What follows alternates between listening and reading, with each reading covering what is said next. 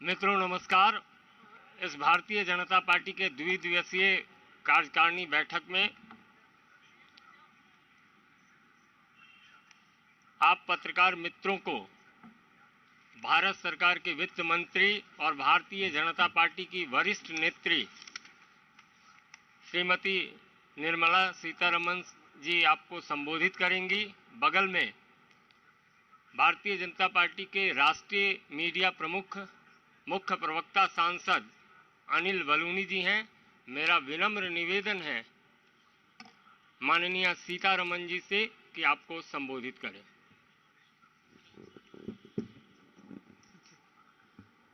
Namaskar, good evening.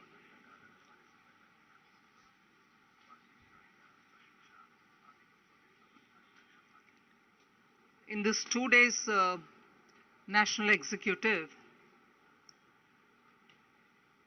you heard in the morning party Adhyaksh ji had spoken and there was a press briefing after that.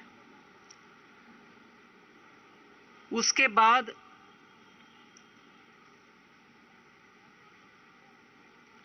चार states का उनके अपने अपने party activities को कैसे progress हो रहा है उधर उसके ब्रीफिंग हुआ। त्रिपुरा, नागालैंड, मेघालय, कर्नाटका, इन स्टेट्स का हमारे स्टेट पार्टी अध्यक्ष और कर्नाटका के चीफ मिनिस्टर, कर्नाटका के अध्यक्ष के साथ और त्रिपुरा के चीफ मिनिस्टर, त्रिपुरा के पार्टी अध्यक्ष के साथ रिपोर्ट किए। चार स्टेट से त्रिपुरा जहां चीफ मिनिस्टर और पार्टी लीडर, कर्नाटका जहां चीफ मिनिस्टर और पार्टी प्रेसिडेंट, और नागालैंड और मेघालय, चारों का स्टेट्स का रिपोर्टिंग हुआ। उसके बाद टी ब्रेक के साथ आधा पौना घंटे के बाद जब दोबारा सब मिले, पॉलिटिकल रेसोल्यूशन का चर्चा शुरू हुआ। मतलब पॉलिटिकल रेसोल्यूशन का प्रस्तावना किरण रिजिजू जो लॉ मिनिस्टर हैं वो प्रस्तावना रखे और उसको अनुमोदन करने के लिए deputy chief minister of Uttar Pradesh Keshav Prasad Maurya ji उसका अनुमोदन किए। साथ में दूसरे अनुमोदन भी हुआ deputy chief minister of Karnataka Govind Karjol ji, वो भी। एक प्रस्ताव किरण रिजिजू के द्वारा पॉलिटिकल रेसोल्यूशन और उसका अनुमोदन करने के लिए दो डिप्टी चीफ मिनिस्टर्स, एक उत्तर प्रदेश का deputy chief minister Keshav Prasad Maurya जी और दूसरा गोविंद करजोल जो डिप्टी चीफ मिनिस्टर कर्नाटका। इस प्रस्ताव में एक बहुत अहम मुद्दा, एक्चुअली 9 मुद्दा डिटेल चर्चा हुआ। ऑन 9 डिफरेंट इश्यूज डिटेल चर्चा हुआ। मतलब प्रस्तावना रखने वाला मंत्री किरण रिजिजू जी ही उसको डिटेल में उसके ऊपर बात किए 9 अंश को लेकर के। उसमें सबसे पहला मैं आपके सामने रखना चाहती हूं कि कैसे भारत के विपक्ष में बीजेपी और मुख्यतः प्रधानमंत्री जी के खिलाफ नेगेटिव कैंपेन करना और उसमें एकदम हल्के भाषा में या अब्यूसिव लैंग्वेज के साथ, नेगेटिव टोन के साथ प्रधानमंत्री जी को व्यक्तिगत नीचे दिखाते हुए भाषा के साथ बार बार जो नेगेटिव कैंपेन होते रहा, उन सब में लीगली कोर्ट एक के बाद दूसरा करके सुप्रीम कोर्ट तक मामला हर एक बार गया और सुप्रीम कोर्ट में हर एक बार उन 9 मुद्दे के ऊपर सुप्रीम कोर्ट के द्वारा नेगेटिव डिसीजन, मतलब ऑपोजिशन के खिलाफ डिसीजन जो हुआ, उससे ऑपोजिशन का कंप्लीट ये नेगेटिव कैंपेन को बार बार कोर्ट के द्वारा ऐसे जजमेंट के द्वारा उनको नकारते आए, ऑपोजिशन का नेगेटिव कैंपेन के ऊपर टीका टिप्पणी कोर्ट के द्वारा होते आए, क्रशिंग लीगल रिस्पॉन्स के द्वारा ऑपोजिशन को आज बेनकाब कर दिया, एक्सपोज कर दिया।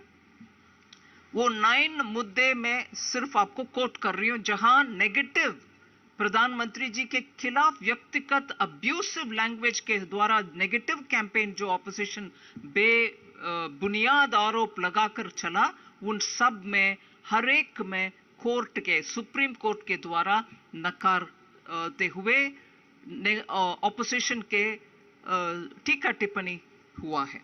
पेगासस उस स्पाईवेयर के मामले में पीएम के खिलाफ नेगेटिव बातें बोलने के बावजूद इतने कोर्ट में बेस्ड ऑन एविडेंस जजमेंट सरकार की और प्रधानमंत्री के फेवर में आया, ऑपोजिशन का बेबुनियाद कैंपेन को नेगेटिव करवाया। सिमिलरली राफेल, ये एनफोर्समेंट डायरेक्टरेट, तीसरी एनफोर्समेंट डायरेक्टरेट द्वारा मनी लॉन्ड्रिंग का केसेस चलाना और एनफोर्समेंट डायरेक्टरेट के ऊपर ही केसेस लगवाना और उसके ऊपर प्रश्न चिन्ह उठाना, इन सब के ये तीसरी। फोर्थ, सेंट्रल विस्ता के ऊपर कितने टीका टिप्पणी करने वाले, बेबुनियाद आरोप करने वाले ऑपोजिशन को सुप्रीम कोर्ट तक मामला गया और उधर सटीक जवाब मिला। और इकोनॉमिक बेसिस के ऊपर रिजर्वेशंस, वो 5वीं और 6ठी डीमोनेटाइजेशन। सो ऑपोजिशन हर बार पर्सनलाइज्ड कैंपेन और बेबुनियाद आरोप चलाते हुए आखिर जब मामला सुप्रीम कोर्ट तक गया, उनके बात साफ सुथरा हुआ। ये बात अच्छा विस्तार से प्रधानमंत्री जी का नीयत साफ है और उनके वर्चस्व ऐसे हैं, नॉन करप्ट लीडरशिप, देश के हित में काम करने वाले लीडरशिप, इसका एक बार अच्छा जिक्र हुआ और इसके ऊपर बातें हुई और प्रधानमंत्री जी को धन्यवाद किए कि ये इन 6 केसेस के ऊपर नेगेटिव कैंपेन को लीगली हम फाइट करके नकार दिया। सो अगर उसको एक विषय मानते हैं, मैंने बोला ये इकोनॉमिक पॉलिटिकल प्रस्तावना में 9 विषयों के ऊपर बात हुआ, मैं जल्दी उसको आपके सामने रखते हूं। Second most important issue is, आज ग्लोबल स्टेज में दुनिया भर में भारत की छवि इतना अच्छा है, इसमें माननीय प्रधानमंत्री जी के कोशिश के द्वारा, चाहे वो G20 हो, चाहे वो शंघाई कोऑपरेशन हो, चाहे वो शॉर्ट पीरियड का UN सिक्योरिटी काउंसिल का लीडरशिप क्यों ना हो, ऐसे करके हम प्रधानमंत्री जी का छवि और भारत के छवि, इसका रेस्पेक्टेबिलिटी और ब्रांडिंग अच्छा हुआ है। आपने शायद देखे हैं और नेशनल एग्जीक्यूटिव में भी इसका जिक्र सुबह भी हुआ, अभी किरण रिजिजू के बातों में भी हुआ कि बाली G20 समिट जो इंडोनेशिया के प्रेसिडेंसी में हुआ, उसमें जो बयान प्रधानमंत्री जी का था कि this is not an Ira for war, उसको उनके कम्युनिके में भी उसको कोट करके उपयोग किए उस समिट में। ऐसे आज भी वसुधैव कुटुंबकम को पूरे दुनिया में भारत से आए हुए एक लाइन को इंग्लिश में उसको one earth one family one future ऐसे करके सब लोग माना है। और UN रिफॉर्म्स के लिए जो बार बार प्रधानमंत्री जी बात करते हैं, इन सबको मान्यता अगर मिलता है, ये हमारे देश का प्रधानमंत्री जी का कोशिश के वजह से हुआ है। इसको नेशनल एग्जीक्यूटिव में पूरे रिकॉग्निशन मिले और प्रधानमंत्री जी को नेशनल एग्जीक्यूटिव इसके धन्यवाद कहते हुए उनको कंग्रेचुलेट भी किया। फिर विस्तार से गुजरात इलेक्शन का जीत के ऊपर अच्छा डिस्कशन चला, जहां एंटी इनकम्बेंसी को प्रो इनकम्बेंसी के रूप में बदला और 7वीं बार जीतना, और वोट शेयर भी 50 से 53% तक जाना, और एससी क्षेत्र में, शेड्यूल कास्ट रिजर्व से क्षेत्र में 13 सीट्स में से 11 सीट जीतना। पिछले 2017 में 7 ही जीते हम, मगर अभी 11 में जीते हैं शेड्यूल कास्ट रिजर्व सीट्स में। और ट्राइबल सीट में 27 सीट्स में से 23 में हम जीत कर आए हैं, और जीतकर बीजेपी आ गए, मगर सेकंड पोजीशन में आए, उनसे हम डबल सीट जीत करके आगे बढ़े। सो सामान्य जीत नहीं है, एकदम हिस्टोरिक जीत है। डेटा के अनुसार देखने के समय इसका महत्व हमें समझ में आता है। मुख्य शहरों में अहमदाबाद में 21 सीट्स में से 19 भारतीय जनता पार्टी जीतते हैं, और सूरत में 16 के 16 बीजेपी सीट जीते हैं, और वडोदरा में 10 से 9 सीट्स बीजेपी के ओर गए हैं। इसलिए ऐसे जीत है जिसको हिस्टोरिक मान सकते हैं। और जहां हम जीते हैं, मार्जिन 1 लाख के ऊपर बहुत सीटों में, 75,000 में बहुत सीटों में, ऐसे 30-40,000 के ऊपर ही मार्जिन रहा हर एक सीट में। सो गुजरात की इस जीत को इस प्रस्तावना के द्वारा, और प्रस्तावना रखने वाले किरण रिजिजू भी, बाद में केशव प्रसाद मौर्य जी भी माने कि इसका इंपैक्ट आने वाले सभी असेंबली सीट्स के ऊपर होगा, और इसका इंपैक्ट 2024 लोकसभा चुनाव के ऊपर भी होगा, क्योंकि इसके साथ 2 लोकसभा बाई इलेक्शन भी भारतीय जनता पार्टी ने जीता, वो जो आजमगढ़ और रामपुर में, और रामपुर में लोक असेंबली भी हमने जीत कर आए। इसीलिए गुजरात के प्रभाव जरूर आने वाले असेंबली में और आने वाले लोकसभा सीटों में भी असर पॉजिटिवली पड़ेगा। हाँ, इस प्रस्तावना में और सुबह के भाषण में भी हिमाचल में हमने जो रिवाज है उसको बदलना मुश्किल हुआ। वी कुडंट चेंज द रिवाज ऑफ एक पार्टी इस बार, अगले पार्टी दूसरे बार, उसको हम बदल नहीं पाए, मगर जीत और हार में डिफरेंस लेस देन 1% था। सो एकदम जीत तक पहुंचे मगर जीत नहीं पाए, लेस देन 1% मार्जिन ही था डिफरेंस जीतने वाले और हारने वाले, ये भी रिकग्निशन हुआ। फिर सुबह माननीय नड्डा जी के भाषण में भी ये जिक्र हुआ है, आने वाले हर असेंबली चुनाव जीत कर आना है, ये संकल्प बीजेपी कार्यकर्ता ने लेना है, ये भी इस प्रस्तावना में रखा गया है। और केशव प्रसाद मौर्य जी बात करने के समय ये बात बोले कि हर गांव और हर गरीब के पास जाने के समय उनको यही सुनने में आता है कि हाँ, हर एक प्रधानमंत्री जी का स्कीम हम तक पहुंच रही है, लाभार्थी हर जगह बात कर रहे हैं कि हमें मिला है, इसीलिए हमें मालूम है इस सरकार गरीब के लिए, उनके कल्याण के लिए काम करने वाले सरकार है। फिर काशी तमिल संगम के ऊपर अच्छा जिक्र हुआ। सिर्फ तमिल जो आए थे काशी में उनके ऊपर असर नहीं पड़ा, उत्तर प्रदेश में भी इस कार्यक्रम का असर पड़ा है।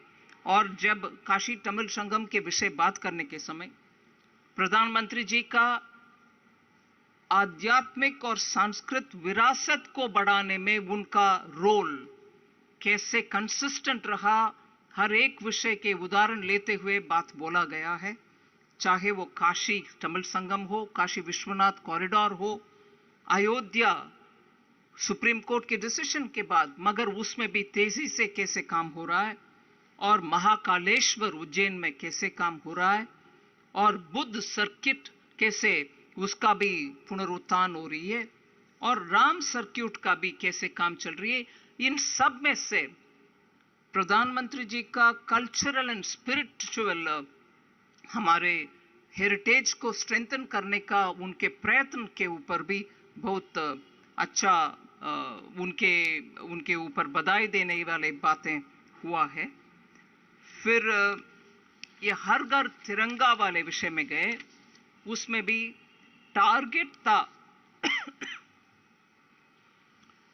20 करोड़ तक तिरंगा लहराने के लिए, और एक्चुअली इसमें भाग लेने वाले बहुत सारे एमएसएमई सेक्टर्स बनाने के लिए, झंडा बनाने के लिए उनका कोऑपरेशन को अच्छा रिकॉग्नाइज किया है नेशनल एग्जीक्यूटिव में।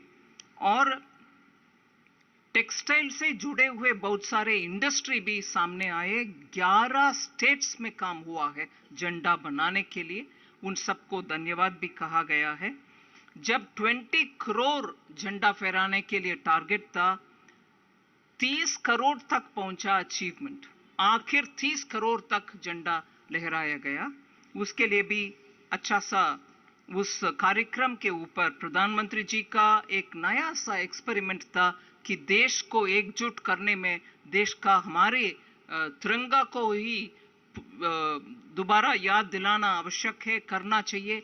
ऐसे उनके आइडिया को अच्छा आगे ले गए। इसके लिए पेट्रियोटिज्म बिल्डअप हुआ नेशनल एग्जीक्यूटिव में, उसमें भी अच्छा रिकग्निशन किया गया है।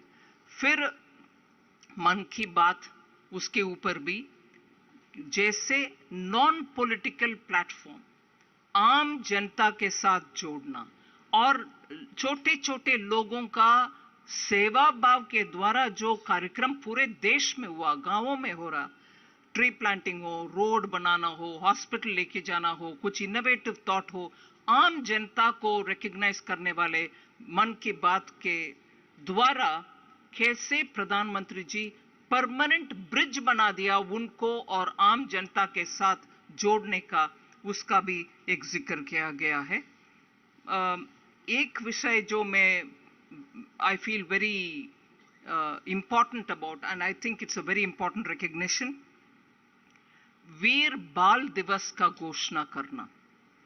ये सिख कम्युनिटी के लिए एक बड़ा सा सेवा जो माननीय प्रधानमंत्री जी ने किया, उसका उल्लेख हुआ है। जहां इट वाज 9 जनवरी प्रकाश पर्व था दशम पिता गुरु गोविंद सिंह जी का, उस समय ये घोषणा करना कि उनके सुपुत्र दो आई थिंक साहिबजादे बाबा वीर जोरावर सिंह जी और बाबा वीर फतेह सिंह जी, दोनों गुरु गोविंद जी के सुपुत्र जो बलिदान हुआ उनको याद दिलाने के लिए दिसंबर 26 को शहीद वीर बाल दिवस मनाने का घोषणा जो माननीय प्रधानमंत्री जी ने किया, उसके ऊपर एकदम हर्ष, हैप्पीनेस व्यक्त हुआ और पूरे नेशनल एग्जीक्यूटिव में उसका बहुत ही अप्रिशिएट किए हैं। लास्टली जो पहला बोला गया बात कि पूरे दुनिया में आज माननीय प्रधानमंत्री जी के एफर्ट के द्वारा भारत की छवि और भारत का इमेज, और G20 हो, G7 हो, SCO हो, UN के रिफॉर्म रिलेटेड मैटर हो, भारत की ओर दुनिया आजकल देख रही है। और उनके लीडरशिप जैसे वॉइस ऑफ द साउथ, पूरे ग्लोबल साउथ का, अफ्रीका, लैटिन अमेरिका, आइलैंड देश, उन सबको इकट्ठा करके उनके वॉइस सुनने का और सुनकर उन बातों को G20 में जब हमारे प्रेसिडेंसी चलेगा इस साल, उसमें voice of the south Bharat बनेगी, ऐसे एक आइडिया के साथ उनके साथ जो चर्चा गोष्ठी हुआ उसका भी जिक्र हुआ और उसके लिए प्रधानमंत्री जी को धन्यवाद किए। और ये इलेक्शन के, स्टेट असेंबली इलेक्शन के विषय में अध्यक्ष जी नड्डा जी के सेवा और उनका अनटायरिंग एफर्ट्स के ऊपर भी बधाई दिया। लार्जली पॉलिटिकल रेजोल्यूशन यही है। एक एक करके कोई यतीन्द्र, टीवी 18।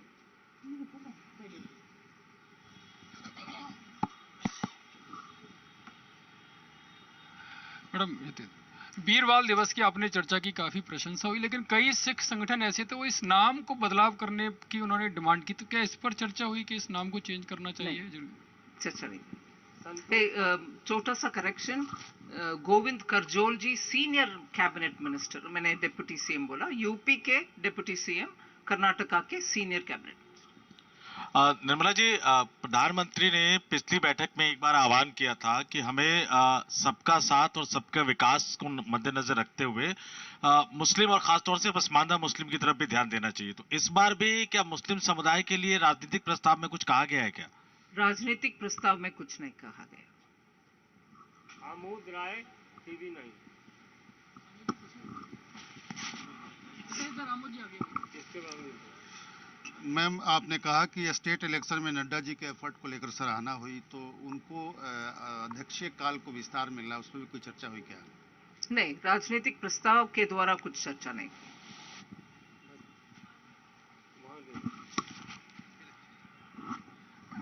क्या इस प्रस्ताव में महिला सुरक्षा इन सबको लेकर के भी कोई चर्चा हुई है? जिस प्रकार से 2024 में लोकसभा चुनाव है, तो उन सबको लेकर के? नहीं, उसके ऊपर चर्चा नहीं हुई। अनामिका रत्ना। नेगेटिव कैंपेन जो चलाया गया विपक्ष की तरफ से, तमाम मुद्दों पर एससी ने उन्हें लेट डाउन किया, तो जो उपलब्धियां रही और जो नेगेटिव ये क्रिटिसिज्म रहा, उनको उपलब्धियों को लेकर भी कोई आगे कार्यक्रम चलाने की बात हुई? उपलब्धियों को लेकर ऐसा कोई प्रस्ताव किया गया? नहीं, आगे इन दोनों विषयों के उठा करके कार्यक्रम के विषय में कुछ भी इस प्रस्ताव के द्वारा बात नहीं किया। विकास भदौरिया।